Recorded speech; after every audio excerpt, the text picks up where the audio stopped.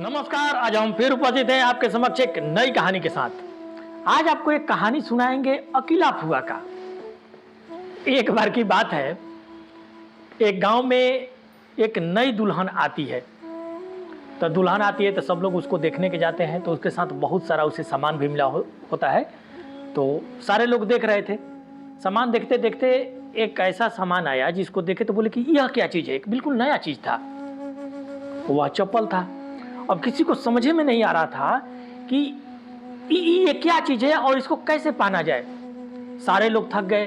कोई कहता था कि ये ऐसे होगा, कोई ऐसे आएगा, ऐसे आएगा। तो अरे इसमें क्या सोचना है, अकीला फुआ को बुलाते हैं। अकीला फुआ को जरूर ये बात मालूम होगी। अक्सर गांव घरों में पहले जरूर एक ऐसी अकीला फुआ होती जरूर थी हर गांव में। तो हुआ क्या कि अकीला फुआ आई। तो अकीला फुआ आई तो चप्पल को देखी, तो देखी कि दो है। कह क्या रहा है, इसी में तुम लोग भूले हुए हो, क्या बात है, देखो ये दो है।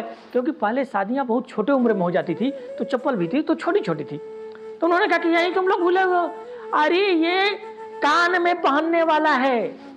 और उन्होंने क्या किया, दुल्हन के कान में पहना दिया चप्पल। जब सारे लोग चले गए तो दुल्हन को मालूम था।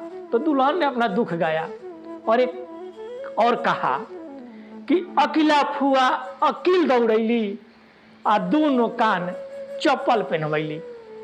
यानी अकीला फुआ ने अपना अकल चला दिया और मेरे दोनों कान में चप्पल को पहना दिया। तो कहानी की शिक्षा यह है कि आपको जानकारी नहीं हो तो किसी ही काम में नहीं पढ़ना चाहिए, लोगों से सलाह ले लेना चाहिए। लेकिन आप कहीं भी जाएंगे, हर गांव में पहले एक दो अकीला फुआ जरूर होती थी जो हर बात में शामिल हुआ करती थी। अगर आप लोग को कहानी अच्छी लगी है तो इसे लाइक, कमेंट और शेयर करें। साथ ही आप लोगों से हाथ जोड़कर निवेदन है कि आप लोग चैनल को सब्सक्राइब जरूर करें। जय श्री राम।